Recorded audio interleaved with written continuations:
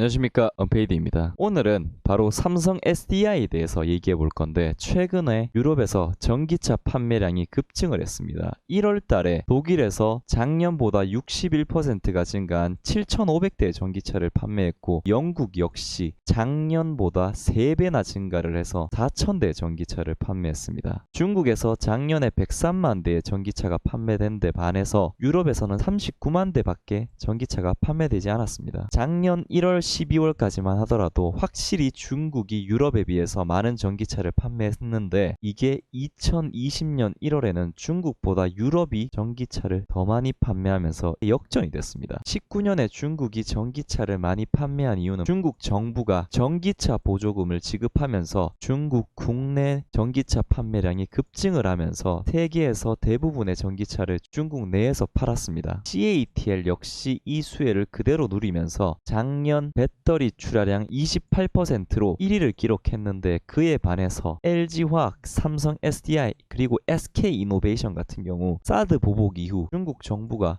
배터리 보조금을 한국 업체에게는 지급하지 않으면서 사실 성장을 못했죠. 하지만 유럽에서 전기차가 본격적으로 팔리기 시작했어요. LG화학이 CATL을 제치고 배터리 출하량 2위를 기록했습니다. 파나소닉은 테슬라가 있기 때문에 아직 1위이긴 하지만 LG화학이 드디어 CATL을 제치고 배터리 출하량 2020년 한 달뿐이긴 하지만 2위를 기록했습니다. 지금 이렇게 유럽에서 전기차 판매량이 늘어난 건 바로 CO2 배출 규제 때문입니다. 지금 독일의 경우를 보더라도 CO2 배출량에 따라서 보유세를 차등 부과하고 있고, 그리고 배출량이 킬로미터당 95g 이하인 경우에는 보유세를 면제해 줍니다. 그리고 프랑스 역시 킬로미터당 117g 이상의 차량인 경우 1,500유로의 과태료를 부과합니다. 이렇게 되니까 전기차를 판매할 수밖에 없는 겁니다. 유럽에서 가장 많은 차량을 판매하는 업체가 바로 폭스바겐이에요. 폭스바겐 같은 경우 만약 CO2 배출 규제를 맞추지 못할 경우 최대 과징금이 11조 원 규모입니다. 11조 원이나 되다 보니까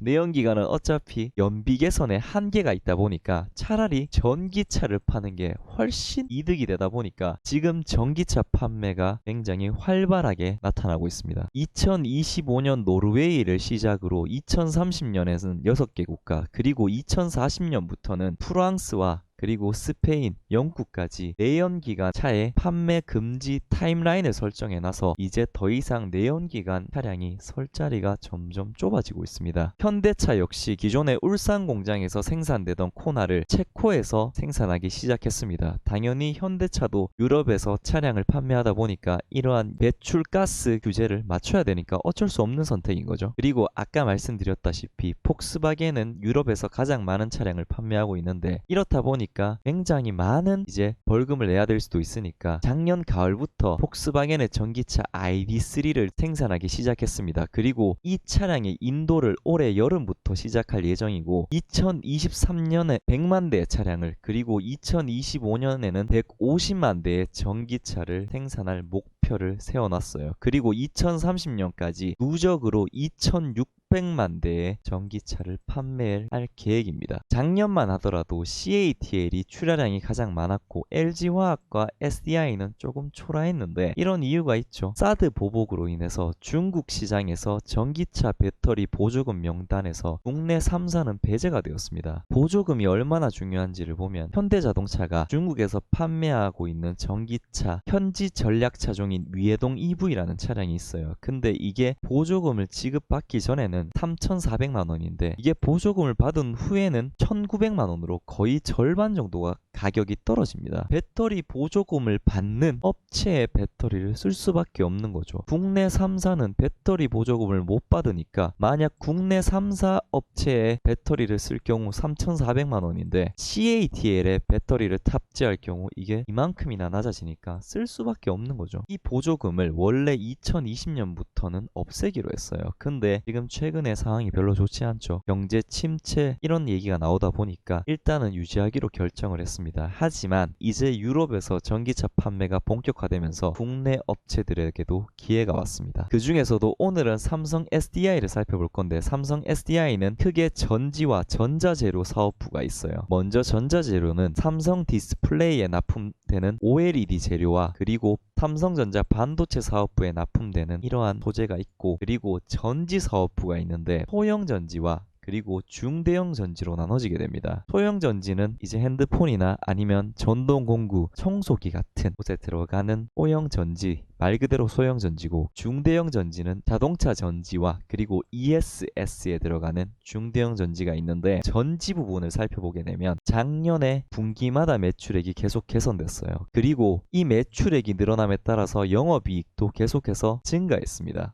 하지만 2019년 4분기에는 영업이익이 적자가 났는데, 이때는 ESS와 관련을 해서 일회성 비용 2천억 원이 포함된 실적입니다. 소형 부분을 먼저 보면 이쪽 매출액은 비교적 굉장히 안정적이고 영업이익률 역시 굉장히 안정적인 편이에요. 반면에 중대형은 아직도 적자가 나고 있어요. 이 적자가 축소되고 있습니다. 이렇게 실적이 악화됐는데 이 부분을 제외할 경우에는 BEP를 달성했을 것으로 추정이 됩니다. 구체적으로 중대형 부분의 매출액 구성도를 보면 EV와 ESS가 있는데, EV는 눈에 띄는 게 3분기에서 4분기에 넘어가면서 매출액이 크게 증가했고, ESS 역시 꾸준히 증가하고 있어요. 지금 국내 ESS 시장이 화재로 인해서 지금 매출이 중단됐는데 어떻게 증가했나를 보면 해외에서는 이 매출액이 꾸준한 편이기 때문에 증가하는 것으로 보입니다. 유럽에서 전기차가 많이 판매되면서 유럽 전기차 업체들에게 배터리를 공급하는 헝가리 공장에 2공장 증설을 시작을 했어요. 1공장의 캐파가 7기가와트 수준이었는데 헝가리 2공장은 1공장의 3배 규모로 최대 20기가와트까지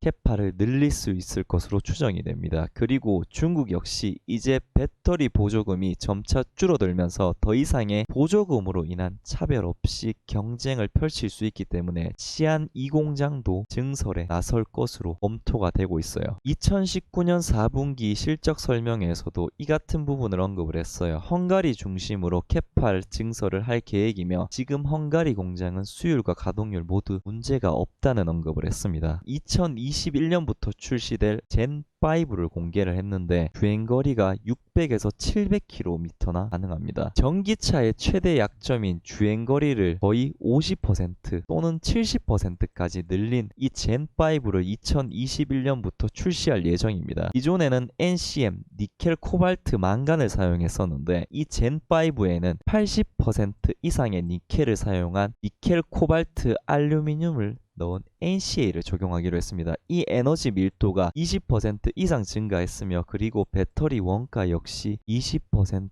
이상 절감이 됐습니다. 이 5세대 배터리와 관련해서 BMW와 공급 계약을 체결했어요. BMW는 유럽에서 판매하는 차량 중 전기차 비중을 내년까지 4분의 1로 그리고 25년까지 3분의 1로 올릴 계획이며, 장기적으로는 절반 이상까지 전기차 비중을 늘릴 계획입니다. 2021년부터 31년까지 10년 계약으로 금액은 3.8조 원 규모로 연간 매출로 따져보면 3,454억 원 정도로 될 것으로 보입니다. SK이노베이션과 LG화학이 미국 현지 공장을 설립된 것에 반해서 삼성은 현지 공장이 없어요. 그래서 미국에서는 경쟁력이 뒤처지는 거 아니냐 하는 의구심이 들었었는데, 최근에 리비안의 원통형 배터리 공급 계약 가능성이 나왔습니다. 리비안이라는 업체가 조금 생소하실 수 있는데, 미국에 있는 전기차 스타트업인데, 이 업체가 아마존으로부터 19년 초에 7억 불의 투자를 받았고, 그리고 포드 역시 포드가 생산하는 포드 차량과 그리고 링컨의 전기 SUV 생산 위탁을 이 리비안이라는 업체에 맡겼습니다. 그리고 아마존 역시 리비안에 10만 대의 전기차를 주문해서 올해부터 리비안이 양산을 시작할 계획입니다. 스타트업 치고는 그렇게 허접한 업체가 아니라는 걸 알 수 있죠. 이렇게 되면서 기존에 유럽과 중국밖에 없었던 이 배터리 공장이 이제는 미국까지 공장을 짓지 않을까 하는 기대감이 올라가고 있습니다. 19년 4분기 실적 발표회에서 19년 중대형 매출이 70%가 증가했다 했어요. 그리고 20년 올해 전망에도 70% 정도 증가할 것으로 언급을 했습니다. 만약 이 말대로 이루어진다면 중대형 쪽에서 2020년에 5.6조 원의 매출액을 기록하고 그리고 영업이익이 매출액이 증가함에 따라 BEP 정도는 되지 않을까라는 기대감이 있고 그리고 만약 이러한 성장성이 2022년까지 이어진다면 매출액이 19년보다 2022년에는 4배 이상 증가할 것으로 기대되고 영업이익 역시 8천억 거의 1조 원에 육박하는 영업이익을 거둘 수 있을 것으로 제 개인적으로 추정해 봅니다. 저의 생각대로 중대형 쪽에서 이 정도 영업이익이 나온다면 2022년에는 1.7조 원의 영업이익을 거두면서 작년보다 4배 정도의 영업이익이 증가하지 않을까라는 생각이 듭니다. 올해만 해도 만약 중대형 쪽이 1% 정도의 영업이익률만 기록한다면 1조 원이 넘는 영업이익을 기록할 수 있을 것으로 기대를 해봅니다. 지금 다른 배터리 업체들을 보면 CATL과 테슬라가 에비타 멀티플이 굉장히 높아요. 2020년에도 25배 정도 되는데 반면에 삼성 SDI는 12배 정도밖에 안 됩니다. 이 격차가 2배 정도 나는데 올해부터 본격적으로 중대형 쪽 매출이 늘어나면 이만큼의 멀티플을 받으면 삼성 SDI 주가도 올라가지 않을까라는 생각이 들지만 반대로 생각을 해보면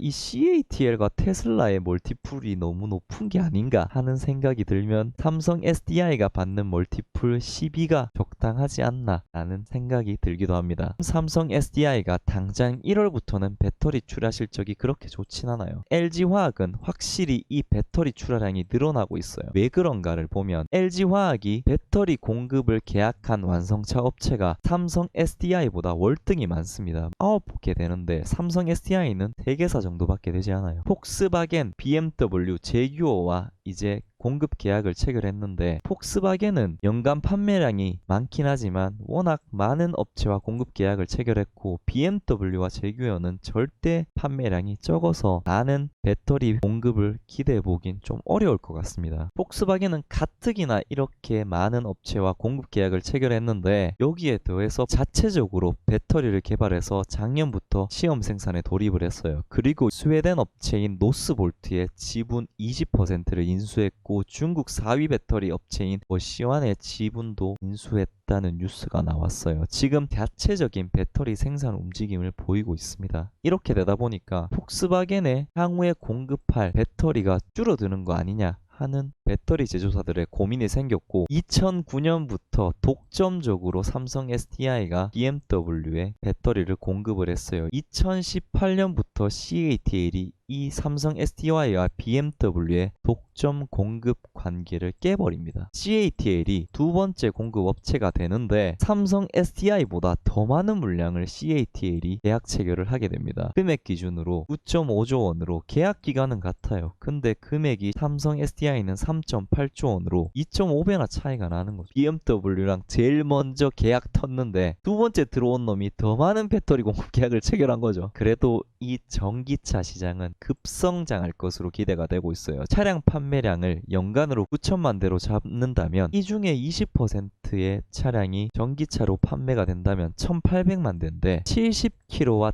차량을 기준으로 한다면 연간으로 필요한 배터리량이 1260GW입니다. 2023년까지 주요 업체들의 배터리 캐파를 보면 624GW로 이 절반밖에 되지 않아요. 물론 BYD, 중국의 나머지 업체들, 그리고 폭스바겐의 자체적인 배터리 생산을 합쳐도 1000GW까지는 안 될 거라고 보입니다. 그러면 이 삼성 SDI도 이 산업 전체가 커진다는 걸 감안했을 때 수혜를 누릴 수 있는 것만은 분명합니다. 올해 삼성 SDI가 중대형 쪽 배터리 매출액이 70%가 증가하면서 진짜 매출액이 폭발적으로 증가하고 영업이익 역시 폭발적으로 증가할지 한번 지켜봐야 될 것 같습니다. 저는 오늘 여기까지입니다.